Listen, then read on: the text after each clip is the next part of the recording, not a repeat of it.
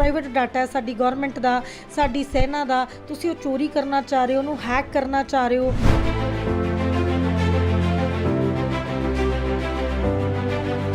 ਤਾਂ ਤੁਸੀਂ ਕਿਸੇ ਲੜਕੀ ਨੂੰ ਗਲਤ ਮੈਸੇਜ ਟਰਾਂਸਮਿਟ ਕਰੀ ਜਾ ਰਹੇ ਹੋ। ਇਹ ਸਭ ਆਫੈਂਸਿਸ ਹੈ ਜੀ।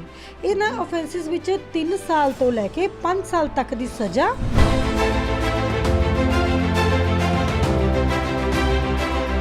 ਜੀ ਅਸੀਂ ਸਿੰਪਲ, ਸਾਡੇ ਕੋਲ ਫੋਨ ਆ ਗਿਆ, ਕਿਸੇ ਕੁੜੀ ਦਾ ਨੰਬਰ ਆ ਗਿਆ, ਅਸੀਂ ਲਿਖਣਾ ਸ਼ੁਰੂ ਕਰਤਾ, ਹਾਏ, hello, how are you, good morning, good night. ਉਹ ਲੜਕੀ ਇੰਟਰਸਟਿਡ ਨਹੀਂ ਹੈ, ਸ਼ੀ ਇਜ਼ ਨੋਟ ਅਪਲਾਈਂਗ।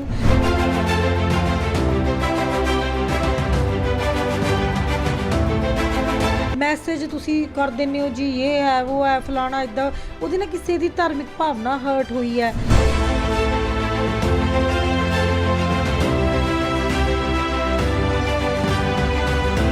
ਤੁਸੀਂ ਕੋਈ ਗਰੁੱਪ ਬਣਾ ਲਿਆ, ਉਸ ਗਰੁੱਪ 'ਚ ਤੁਸੀਂ ਕੋਈ ਗਲਤ ਜਾਣਕਾਰੀ ਦੇ ਰਹੇ ਹੋ, ਕੋਈ ਗਲਤ ਮੈਸੇਜ ਪਾ ਰਹੇ ਹੋ।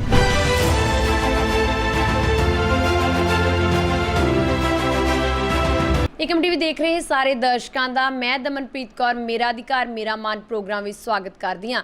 ਦਰਸ਼ਕੋ, ਅੱਜ ਦਾ ਸਮਾਂ ਤਕਨੀਕੀ ਯੁੱਗ ਹੈ, ਅਸੀਂ ਡਿਜੀਟਲ ਵਰਲਡ ਦੇ ਵਿੱਚ ਰਹਿ ਰਹੇ ਹਾਂ। ਇਸ ਸਮੇਂ ਦੇ ਦੌਰਾਨ ਲੋਕ ਸੋਸ਼ਲ ਮੀਡੀਆ ਦੀ ਬਹੁਤ ਜ਼ਿਆਦਾ ਵਰਤੋਂ ਕਰ ਰਹੇ ਹੈ, ਕਈ ਲੋਕ ਇਸ ਦੀ ਦੁਰਵਰਤੋਂ ਵੀ ਕਰਦੇ ਹੈ। ਸੋਸ਼ਲ ਮੀਡੀਆ ਦੇ ਉੱਤੇ ਬਹੁਤ ਸਾਰੇ ਅਪਰਾਧ ਵੀ ਹੋ ਰਹੇ ਹੈ। ਇਹਨਾਂ ਅਪਰਾਧਾਂ ਬਾਬਤ ਗੱਲਬਾਤ ਕਰਨ ਲਈ ਅਸੀਂ ਉਚੇਚੇ ਤੌਰ ਤੇ ਪਹੁੰਚੇ ਹਾਂ ਐਡਵੋਕੇਟ ਡਾਕਟਰ ਬਾਲੀ ਜੀ ਹੋਰਾਂ ਕੋਲ। ਮੈਡਮ, ਤੁਹਾਡਾ ਏਕਮ ਟੀਵੀ ਤੇ ਬਹੁਤ-ਬਹੁਤ ਸਵਾਗਤ ਹੈ ਜੀ। ਬਹੁਤ-ਬਹੁਤ ਸ਼ੁਕਰੀਆ ਜੀ, ਬੜੀ ਮਿਹਰਬਾਨੀ ਜੀ। ਮੈਮ, ਅੱਜ ਦੇ ਸਮੇਂ ਦੇ ਵਿੱਚ ਜਿਹੜਾ ਹੈ ਲੋਕ ਸੋਸ਼ਲ ਮੀਡੀਆ ਦੀ ਬਹੁਤ ਵਰਤੋਂ ਕਰ ਰਹੇ ਹੈ। ਸਾਡੇ ਦਰਸ਼ਕਾਂ ਨੂੰ ਦੱਸੋ ਕਿ ਜੋ ਇਸ ਉੱਤੇ ਅਪਰਾਧ ਹੁੰਦਾ ਆ ਉਹ ਕਿਹੜੇ ਕਾਨੂੰਨ ਦੇ ਅੰਤਰਗਤ ਆਉਂਦਾ ਆ? ਜੀ, ਜਿਵੇਂ ਕਿ ਤੁਹਾਨੂੰ ਪਤਾ ਕਿ ਕੋਈ ਵੀ ਐਸਾ ਡਿਵਾਈਸ ਜਿਹਦੇ ਨਾਲ ਕਿ ਡਾਟਾ ਟਰਾਂਸਮਿਟ ਹੁੰਦਾ, ਜਿਵੇਂ ਕਿ ਕੋਈ ਕੰਪਿਊਟਰ ਹੋ ਗਿਆ ਜਿਹਦੇ ਤੋਂ ਡਾਟਾ ਟਰਾਂਸਮਿਟ ਹੁੰਦਾ ਇੱਕ ਡਿਵਾਈਸ ਤੋਂ ਦੂਜੇ ਡਿਵਾਈਸ 'ਚ, ਜਾਂ ਕੋਈ ਤੁਹਾਡੇ ਕੋਲ ਮੋਬਾਈਲ ਹੈ ਜਾਂ ਕੋਈ ਵੀ ਐਸਾ ਡਿਵਾਈਸ ਹੈ ਜਿਹਦੇ ਨਾਲ ਕਿ ਡਾਟਾ ਤੁਸੀਂ ਐਕਸਚੇਂਜ ਕਰਦੇ, ਜਿਹਨੂੰ ਟਰਾਂਸਮਿਟ ਵੀ ਕਹਿੰਦੇ ਆ। ਜੇ ਕੋਈ ਐਸਾ ਡਾਟਾ ਦੇਖੋ, ਜਿਹੜੇ ਆਹ ਡਿਵਾਈਸਿਸ ਹੈ, ਜਿਵੇਂ ਆਪਾਂ ਸਿੰਪਲ ਲੈਂਗੁਏਜ ਵਿੱਚ ਕਹੀਏ ਤਾਂ ਮੋਬਾਈਲ ਫੋਨ ਲਾ ਲਓ ਤੁਸੀਂ, ਜਿਹੜੇ ਇਹ ਟੈਕਨੋਲੋਜੀ ਹੈ ਇਹ ਯੂਜ਼ ਵਾਸਤੇ ਹੈ, ਮਿਸਯੂਜ਼ ਵਾਸਤੇ ਨਹੀਂ ਹੈ।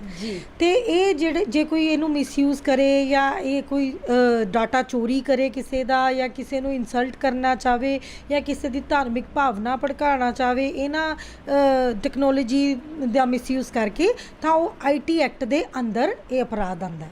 ਜੀ ਮੈਮ, ਤੁਸੀਂ ਦੱਸਿਆ ਕਿ IT ਐਕਟ ਦੇ ਅੰਤਰਗਤ ਆਉਂਦਾ ਆ। ਸਾਡੇ ਦਰਸ਼ਕਾਂ ਨੂੰ ਦੱਸੋ ਕਿ IT ਐਕਟ ਕੀ ਹੈਗਾ ਆ?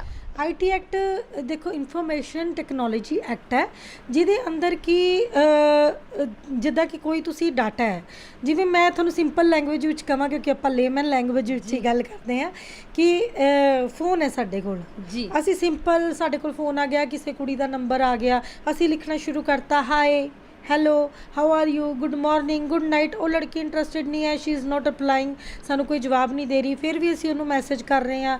ਤਾਂ ਇਹ ਕੀ ਹੈ? ਇਹ ਇੱਕ ਕ੍ਰਾਈਮ ਹੈ ਜੀ, ਸਾਈਬਰ ਕ੍ਰਾਈਮ ਜਿਹਨੂੰ ਅਸੀਂ ਕਹਿੰਦੇ ਹਾਂ।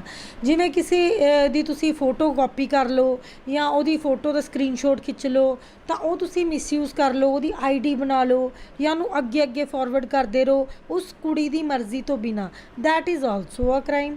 ਜਿਵੇਂ ਕਿ ਕਿਸੇ ਦੀ ਕੋਈ ਧਾਰਮਿਕ ਭਾਵਨਾ ਤੁਸੀਂ ਭੜਕਾਉਣ ਨੂੰ ਕੋਈ ਮੈਸੇਜ ਤੁਸੀਂ ਕਰ ਦਿੰਦੇ ਹੋ ਜੀ, ਇਹ ਹੈ ਉਹ ਹੈ ਫਲਾਣਾ, ਇੱਦਾਂ। ਉਹਦੇ ਨਾਲ ਕਿਸੇ ਦੀ ਧਾਰਮਿਕ ਭਾਵਨਾ ਹਰਟ ਹੋਈ ਹੈ, ਤਾਂ ਇਹ ਵੀ ਕੀ ਹੈ? ਇਹ ਕ੍ਰਾਈਮ ਹੈ, ਜੋ ਕਿ ਸੋਸ਼ਲ ਮੀਡੀਆ ਨਾਲ ਰਿਲੇਟਡ ਮੋਸਟਲੀ ਇਹ ਕ੍ਰਾਈਮਸ ਹੈ।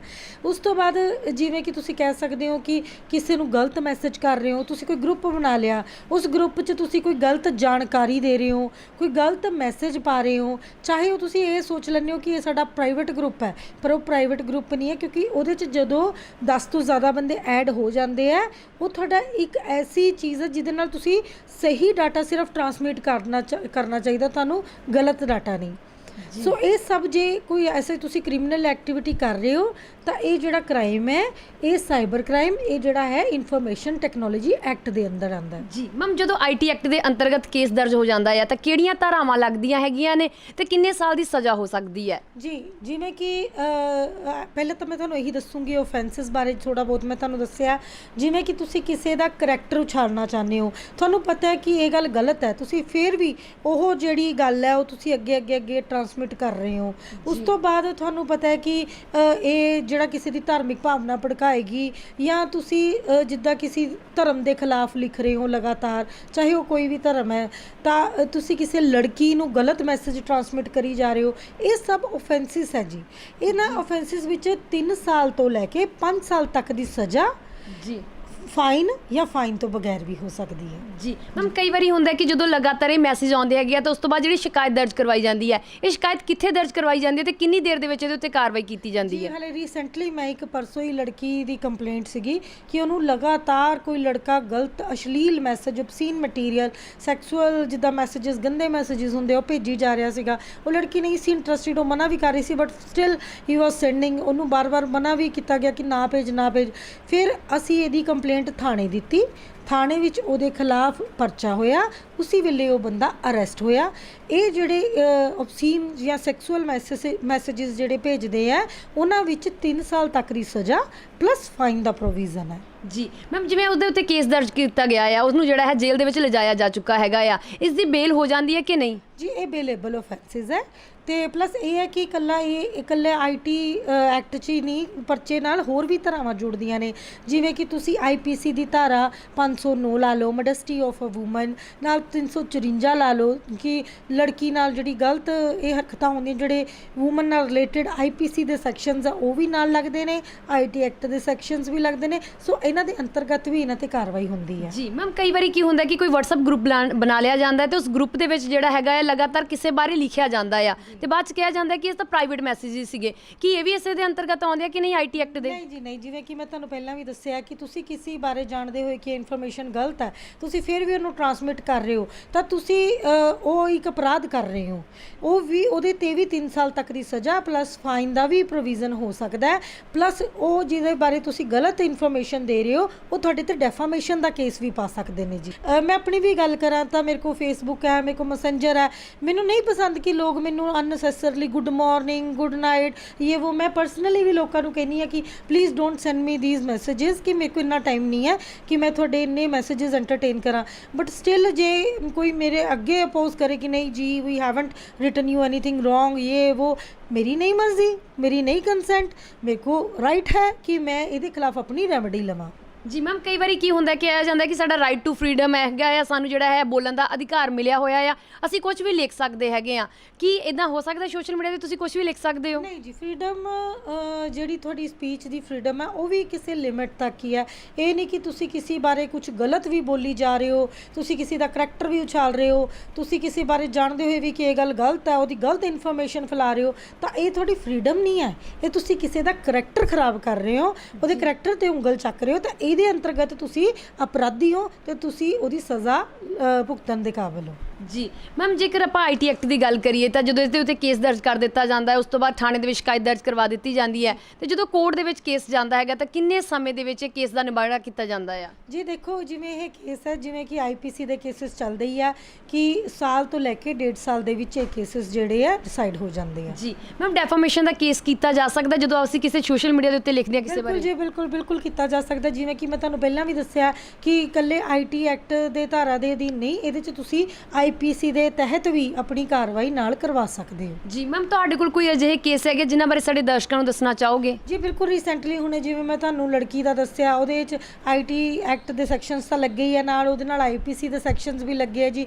354 ਏ ਲੱਗਿਆ, 354 ਡੀ ਲੱਗਿਆ, ਸਟਾਕਿੰਗ ਇਹਨੂੰ ਕਹਿੰਦੇ ਆ ਜੀ 354 ਦੇ ਅੰਡਰ। ਸੋ ਇਹ ਸਾਰੇ ਆਫੈਂਸਿਸ ਹੈ, ਇਹਨਾਂ ਨੂੰ ਅਸੀਂ ਡੀਲ ਕਰ ਵੀ ਰਹੇ ਹਾਂ।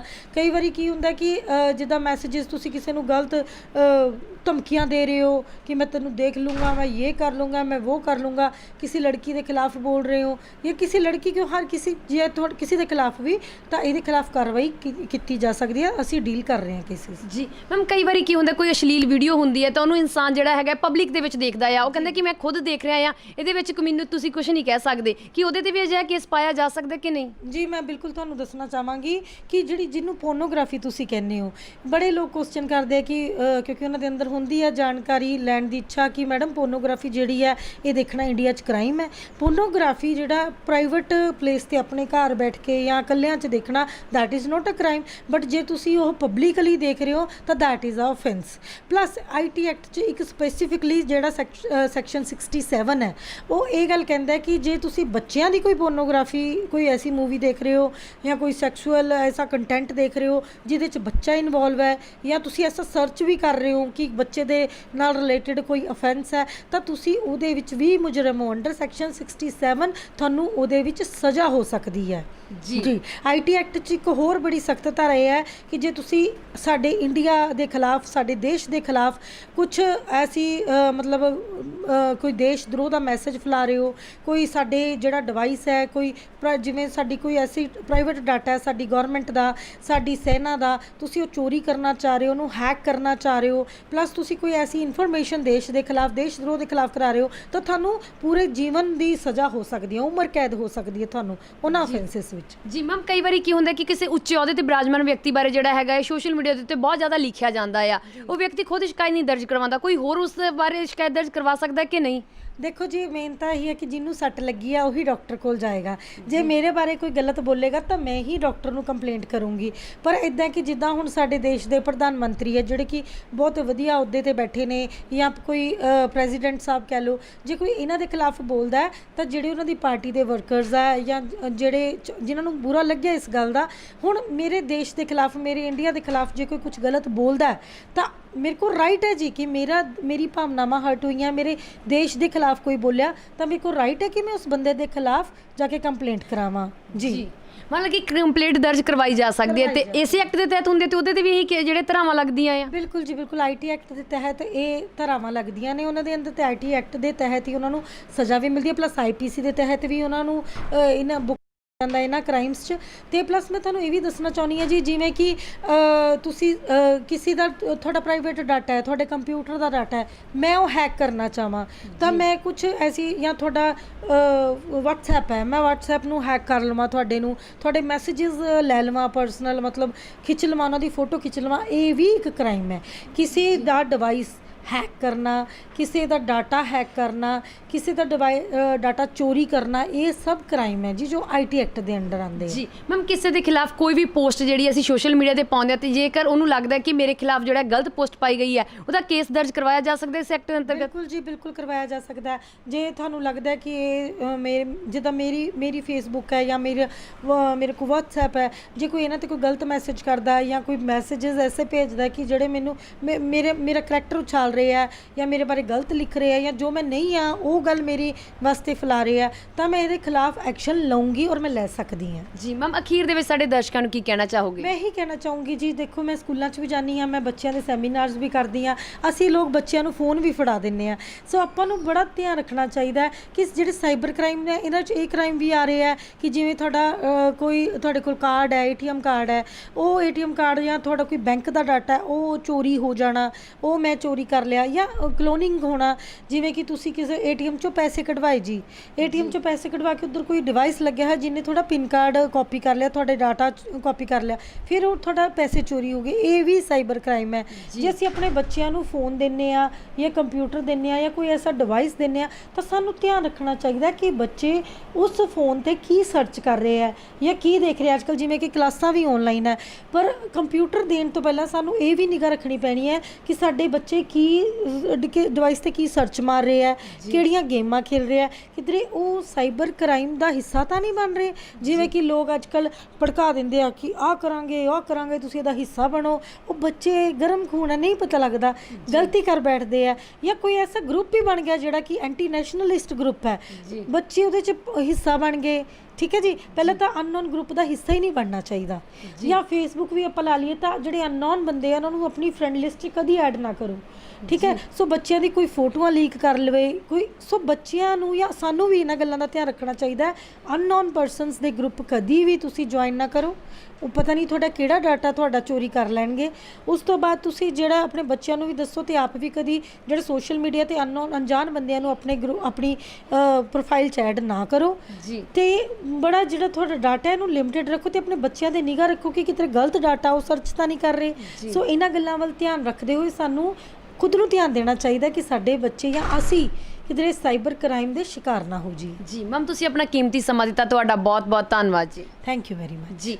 दर्शकों, वाकई सानू तकनीकी युग दे विच बहुत सारिया चीज़ों का ध्यान रखना चाहिए है। जिथे असीं इसकी वरतों करते हैं उत्थे ही सानू दुरवरतों तो गुरेज करना चाहिए है, क्योंकि टैक्नोलॉजी का हमेशा फायदिਆਂ की गल करनी चाहिए है। इस आस दे नाल कि तुसीं तकनीकी युग दे विच तकनीक का सही इस्तेमाल करोगे। हुण मैनूं दमनप्रीत नूं दिओ आग्या। धन्नवाद।